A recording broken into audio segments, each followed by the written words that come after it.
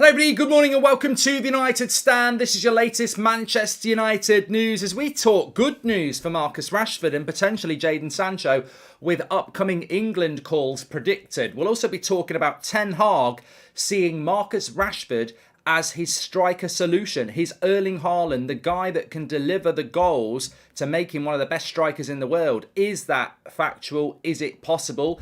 Should Rashford potentially be benching Ronaldo and Martial to be our main striker? We'll talk about that as well. Also, Fabrizio Romano has spoken quite interestingly about the volume of players that United were offered in the last 12 days of the transfer window and how they ended up with Antony and obviously Casemiro. And a little bit of a story coming out from Dutch reports about De Jong, which I'm going to file at the end of the show because I'm not massively interested in it, but it could be interesting to some people. But look, let's fly straight into the opening story this morning. It's Sunday morning, and I always say this on a Sunday morning show. From as far back as I remember, used to get the Sunday paper, the news of the world, the people, whatever, and they are their own entity, Sunday papers in the UK. You get papers, or their websites now, but you always had different journalists who work for the Sunday paper, so you get different stories. And there is a story coming out this morning. I think it originated in The Sun, but it's been quoted by a lot of other people. It quotes sources from the dressing room as well.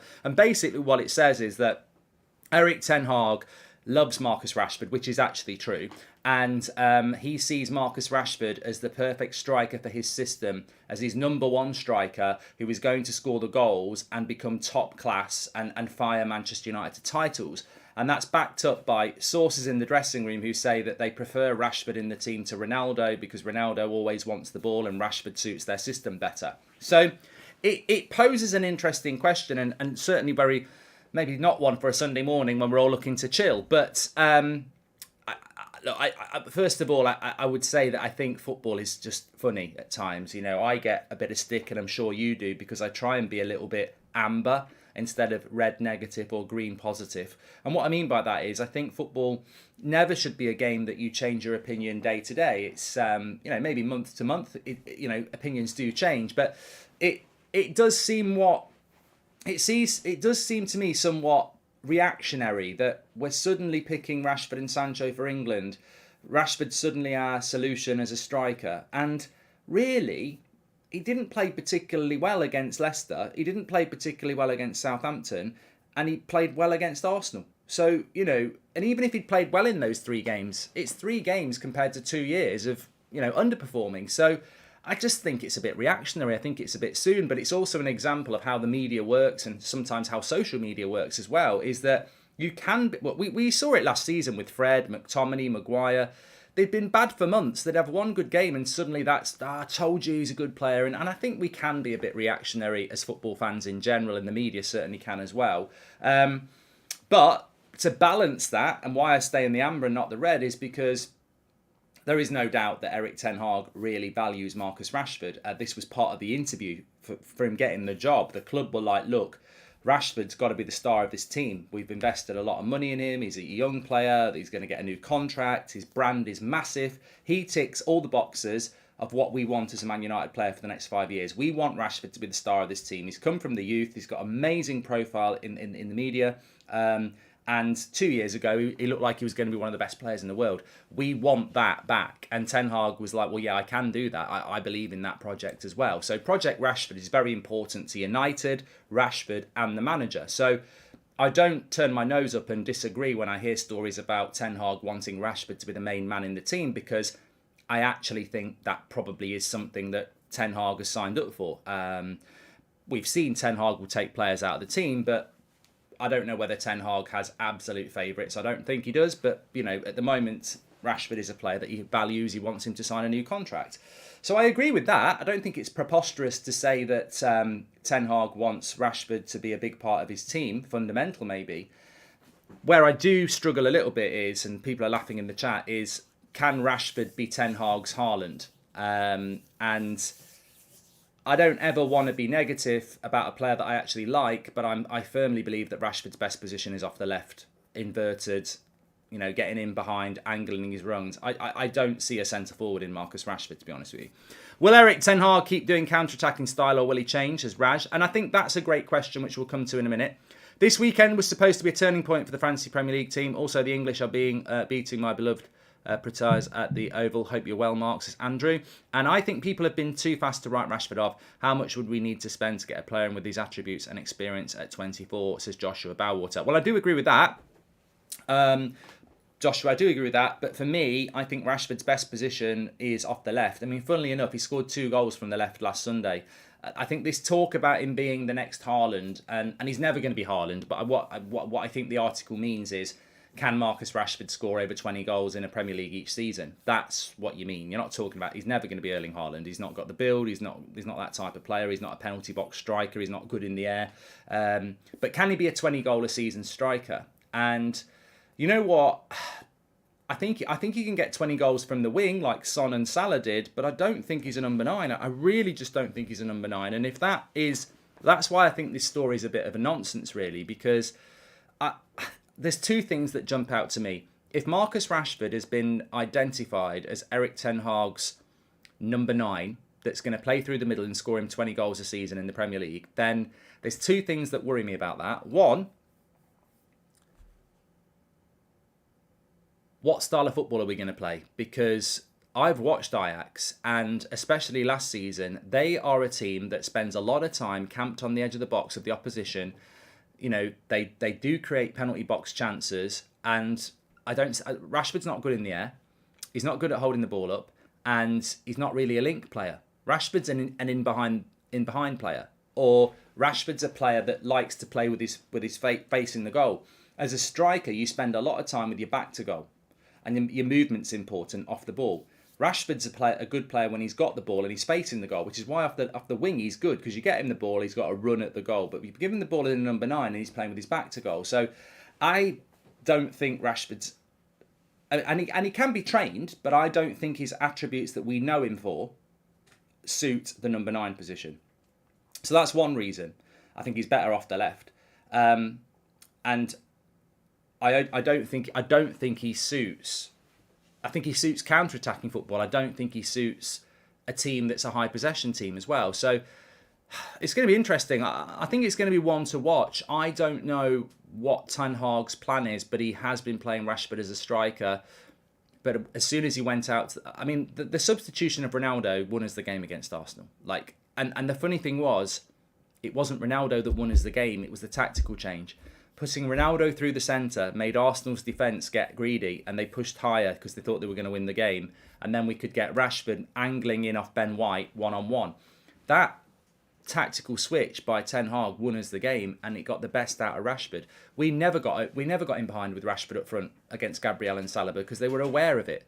We never got him in behind against Johnny Evans because they were aware of it. We never got him in behind against Southampton because they were aware of it. But when he's been on the left-hand side, he's had 1 against Liverpool and he's had 2 against Arsenal, angling those runs. So I don't think he is a number 9. I think at the moment he's our first choice left-sided attacker, and I think that's where Rashford's best. And look, I don't know what say Rashford's got in it. I mean, we've seen Martial do this. I thought Martial was a very good left-sided player, but wanted to play up front, and he's developed his game. But if I was Marcus Rashford, I'd be looking at Mo Salah and Son and going, well, they've won the Golden Boot from the wing. That's my best position. To me, that's where Rashford's best position. He might be a striker in 5 years' time as he loses his pace, but right now, I think that's where he's got to play. Can you say Leon Lloyd, Jack and Tim, says Yoz. Thank you very much.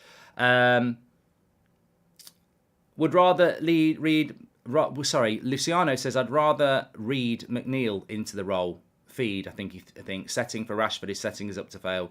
I think there is a lot of people who are anti-Rashford, which is certainly not what I am. But I think when Martial's back fit, it'll be very interesting because I think that Rashford's more in. I think Rashford will play off the left, but. You know what? It could solve a problem, couldn't it? Because you could put Sancho to the left, Rashford up front, and Anthony to the right.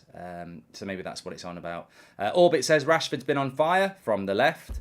You see, sometimes people just don't watch the match, do they, as well? Like, you know, you get a headline that Ten Hag wants Rashford to be his next Haaland, and ultimately he's scored no goals from the number 9 position. They've all been from the wing. Liverpool, he was on the wing, wasn't he? And both goals against Arsenal, he was on the wing. I think both of his assists have been from number 9, to be fair. Yeah, the Anthony one, he was playing through the middle, and the Sancho one, he was playing through the middle. But his goals have come from the wing. So, yeah. We'll have to wait and see. But it's an interesting thought. Do you think Rashford... Oh, well, let's do a poll. Can Rashford be a top-level striker? Yes or no? Get in the chat. We'll come back to that in a minute. But what is also being rumoured as well this morning is that Marcus Rashford and Jadon Sancho will be named in the England squad for the World Cup. Now, I was talking to somebody about this last night when the headline came out, and they were asking me, what do you think about it? What's Martial's injury, says Andy? I think it's Achilles, so he probably won't be back until after the international break. I don't think he's going to be back. So Rashford and Sancho into the England squad, what are your thoughts on that? My thoughts are that it makes sense. I don't know how big the World Cup squad is going. I don't know how big the international squad's going to be for this break, but it's the last squad Southgate can pick before the international break. So I would be picking 40 players because there's no... Normally in a World Cup, you pick 30 players, you trim it down to 20, whatever, and you have a couple of friendlies and you trim it down. There are no friendlies before the World Cup. So basically, these are the games where Southgate's got to get his England squad right. If you don't pick Rashford and Sancho, you're basically saying you're not going to the World Cup. So you've got to throw players in who've got a chance. And at the moment, England, what? Kane, Saka, Sterling, Grealish. That's probably the 4 forwards that you would definitely take. I suppose you can include Foden in that. There's not really a backup striker option which Rashford could be useful for. And Sancho as a wing option could be quite good. I mean, I certainly expected Marcus Rashford to be in the England squad because he's another player that Southgate loves. Just like, Harry Maguire and people like that. Be interesting to see if Luke Shaw misses out because I think Luke Shaw's injured and therefore he probably isn't going to go to the World Cup. But yeah, I think it makes sense to take Rashford and Sancho probably as well, just because there's not an abundance of in-form or injury-free forwards at the moment. So I think it does make sense for him to do that. Tammy Abraham probably will go, I think ballers as well. Ivan Toney is a backup. The thing is, right, whether you like Ivan Toney or not, Southgate rewards people he knows. This is why he doesn't pick Bellingham and he picks Rice and Phillips, because he knows those players. So he will be loyal to players that he knows. He'll have been in contact with Rashford. And again, look, I think people have a major issue with this, but I don't really understand it. Maybe some people in the chat can explain it to me. Some people seem to have an issue with the fact that Marcus Rashford is massively important to Manchester United and England, not only because he's a player that when he's at his best is very talented, but he's a hugely beneficial role model to England football and Manchester United Football Club, because whether you like it or not, he's probably the most followed footballer in England, isn't he? And, I think people sort of bury their head in the sand think that football's not about branding and marketing and everything like that anymore. And it is. It is. Of course, we as fans just focus on what happens on the pitch, but England never win anything. We never win anything. We're crap. We never win anything, but we make more money than most. We probably make more money than any other federation in world football, and we never win anything. So England need big marketing opportunities, and Marcus Rashford brings that. Now, that's not why they're going to pick him. They're going to pick him because Southgate wants him, but it's the same as Manchester United. They want Rashford in the team. England want Rashford in the team because there is a decent player there, but also it's a massive positive for their commercial side of things, and that's what football is. This is one of the reasons we bought Ronaldo back, let's be honest. Fantastic player, but the marketing thing was why the Glazers did it. If Ronaldo had been going to Man City and he wasn't the marketing player that he is, I'm not so sure the Glazers would have released the money. I'm stuck on 68 subs. Also, Rashford is very good striker, says VSOP. And World Cup makes for an interesting January. Class players putting themselves in the window. Pity we have the Glazers, says Brian. It will be a rare trade option, says Brian. And Rashford could be used by Southgate in the same way that he is for United. England won't dominate every game and Rashford could punish on the counter, says Andrew there. So yeah, looking good. That's looking good for Rashford and Sancho to be part of that England squad at the end of the month. Can Rashford be a top-level striker? Yes, 42% of you. No, 58%. So I'm pleased that that's a little bit closer. I actually expect it to be higher, that he can't. Do I think that Rashford can be a high-level striker? Well, I've already answered that. I think never say never in football. Of course, never say never. But having said that, I don't think he's very good in the air. I don't think he's a very good penalty box striker. And when I say penalty box striker, I'm saying there's two centre-backs in the box and you've got to move and get the space and get to the ball first. If he's one-on-one in the penalty box, he's absolutely fine. I don't think his link-up play is good enough either. And Marcus Rashford reminds me of a striker that we used to have at Manchester United who was a better finisher than Rashford, and his name was Andy Cole. Andy Cole was the typical early 90s striker that his pace and finishing prowess were legendary. Andy Cole in the modern game, it's a bit like Gary Lineker in the modern game. They're quintessential penalty box strikers. They don't have a lot to their game apart from their finishing and their speed in and around the box. I think Marcus Rashford would have been a very good striker in the early 90s because his pace to get him into positions to score would have been really, really good. Ian Wright as well, those sort of strikers. I can think of loads. But Michael Owen, similar sort of striker, pace, getting in behind. But the thing that Michael Owen had and Ian Wright had and Andy Cole had and Gary Lineker had is that, they didn't have a lot else to their game.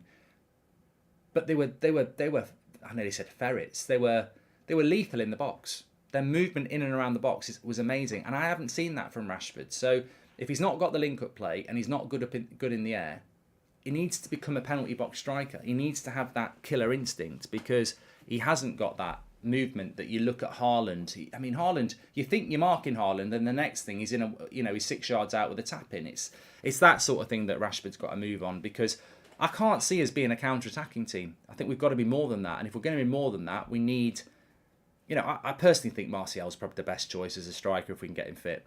I've seen him score some worldies, says Slick, but I have seen him miss way too many open nets for a top-class striker. Branding, he's done him well, says Slick there. I just think, for me, if we were playing Palace today, Rashford would be playing off the left, Anthony would be playing off the right, and I'd play Ronaldo or Martial through the middle, depending on who's fit. The reality is, if we had played Palace today, it would have been Sancho off the left, Anthony off the right, and Rashford through the middle. But I think Rashford's better off the left at the moment, and I think that's where he works well for Manchester United. But obviously, I'm not the manager, and Erik ten Hag is. Just talking about Anthony as well, a few people talking about Ronaldo.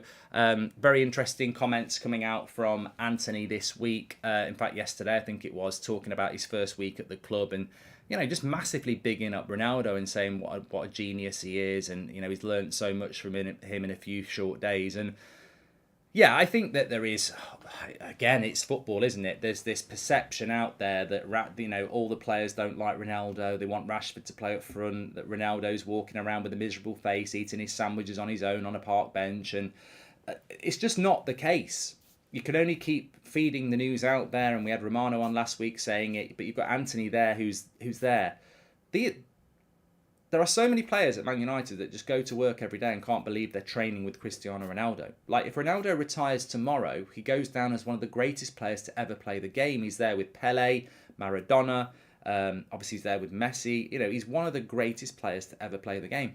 And people like Anthony, who love their football, can't believe that they are training with that player. And it'd be the same if they were training with Messi. So there is nothing going on the training ground that is negative in the sense that Ronaldo's not trying or is a disruptive element. He's not in the team at the moment because he shouldn't be in the team, but he's still a massive positive element at Manchester United. And, it's good to see new players coming in and echoing that. And as we know, Ronaldo's got a very good relationship with a lot of these players in this team anyway. And apparently I was talking to somebody about this last week, and they were saying that, look, you're still going to get your dressing room leaks because you get them anyway. At a club like Man United, you do get them, but there's a power shift in that dressing room, and it's Ten Hag. Like last season, whether it's Rangnick or Solskjaer, the power wasn't with the manager. There were factions, cliques in the dressing room, and certain players that are now sat on the bench had a very strong clique last year, and they got picked, favouritism, whatever you want to call it. This year, that doesn't exist, so that makes any clique in the dressing room weak. I remember us having Ince on last year. He was talking about when he was managing and he went to a club, and it was difficult because there was a clique of players there that sort of ran the dressing room, and he said, look, at the end of the day, those players didn't end up in the team, and the players got behind me as the manager, and then the clique that those players that weren't in the team had to get behind me as the manager if they wanted to get back in. And I think we're seeing a very similar thing with Ten Hag. I don't know whether he did it consciously, but he's basically benched a lot of the leaders of the clique, and then they now have to get on board and work hard to get back in the team, and it's benefiting the whole morale of the squad. So, Anthony spoke obviously very honestly about Ronaldo, and he remains a very popular player at the club with most of the squad, and Ten Hag is running that club very, very well at the moment.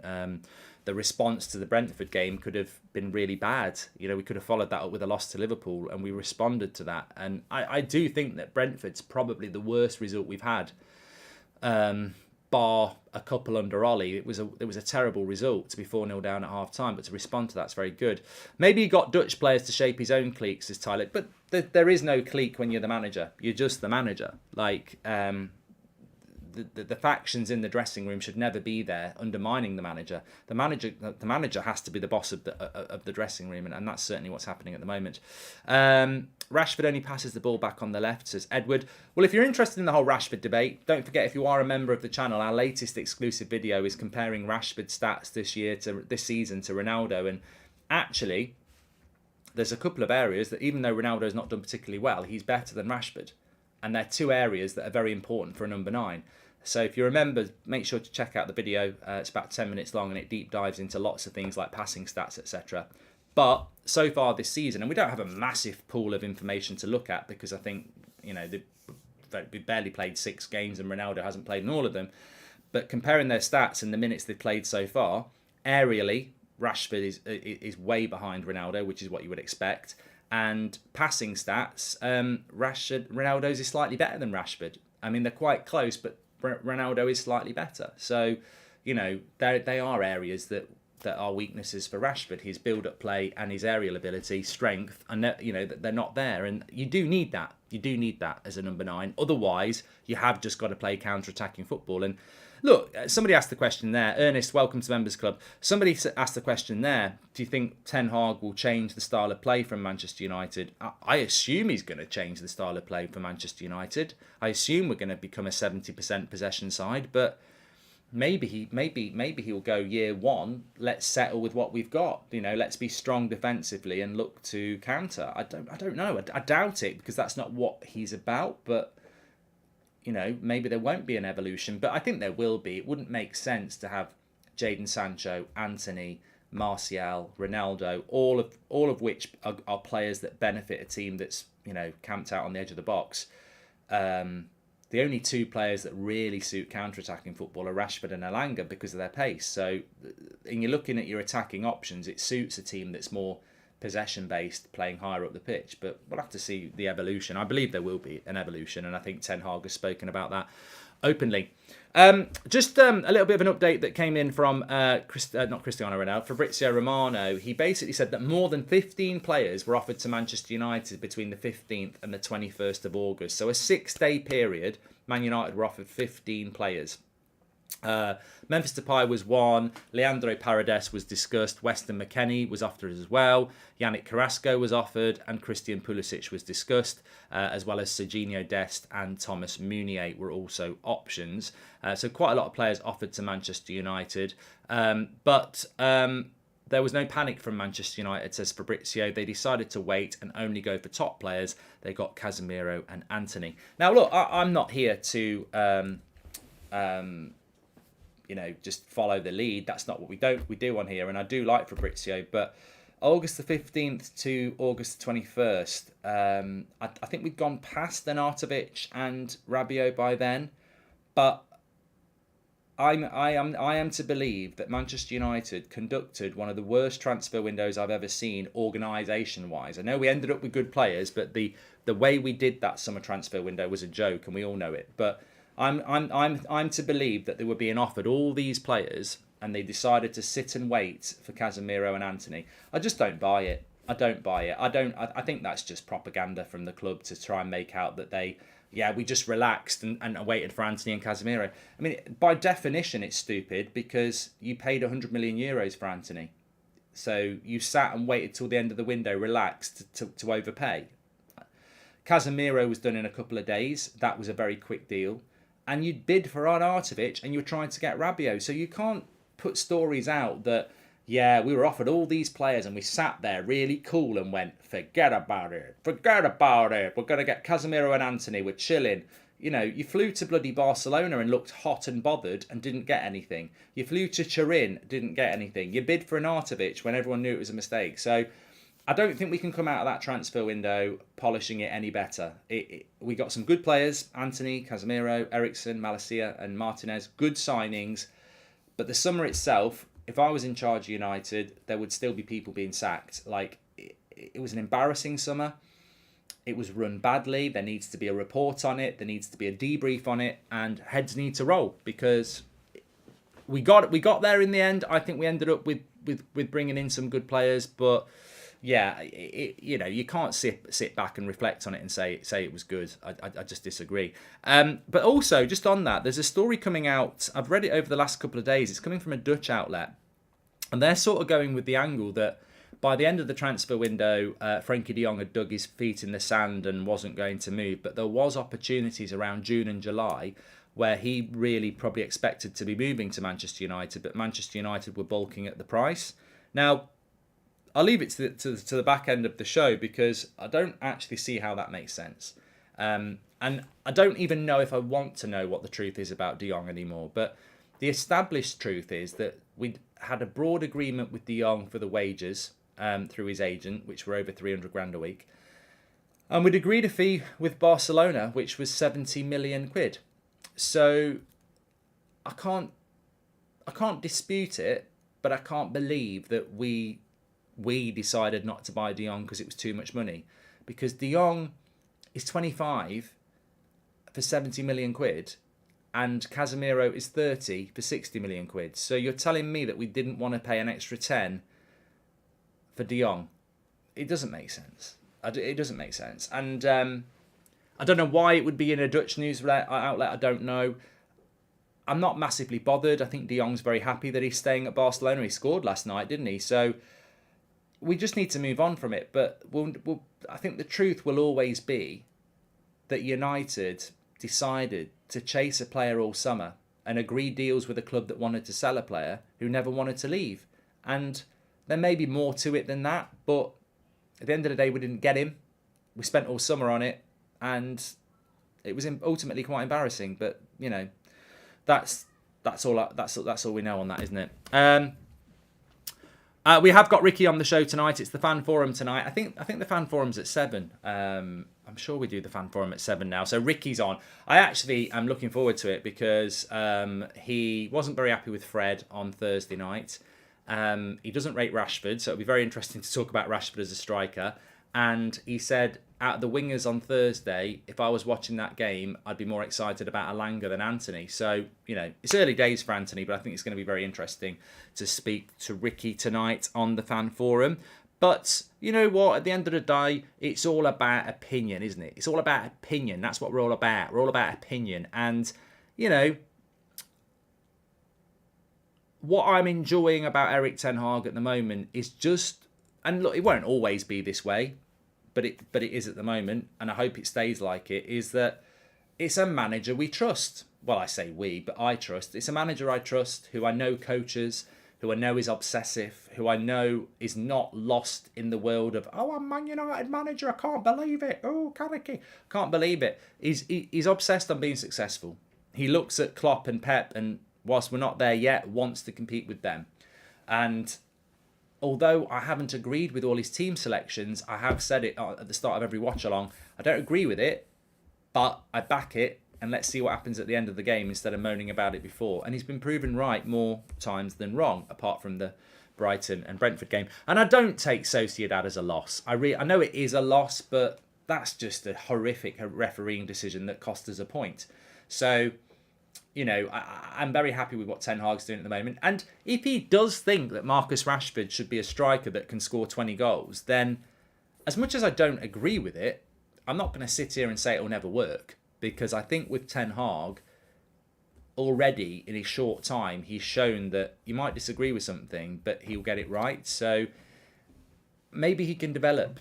Maybe he can develop. And we've seen the development of Delo in such a short period of time, and I think McTominay's got better. There are others who need to improve as well, but I'd be surprised if Rashford's going to be a striker anyway. I think he's going to use Rashford off the left because... And the reason I say this is if Rashford wants to be a striker, he needs to learn when to release the ball. He needs to link the play better. And actually, a year off the left doing that, you can develop him better than you can just chucking him in at the deep end. So I think we get the best out of Rashford off the left. But it doesn't mean that Ten Hag isn't going to bench Ronaldo and Martial to keep Rashford through the middle. But I think he's better off the left, in my opinion. Anyway, look, thanks everyone for watching. Really enjoyed the show this morning. Hope you did as well. Smash a like on the video and subscribe. And remember, if you want to deep dive into Rashford and Ronaldo a little bit, that's our latest members video, exclusively for the members. Thanks everyone who supports us in that way. You can do that by clicking the join button. And we'll speak to you a little bit later for the forum, unless something happens before. We got Martial's interview yesterday, so we might do. But thanks everyone for watching. Take care, and we'll see you at 7 for the forum. Ricky's back. Speak to you in a bit.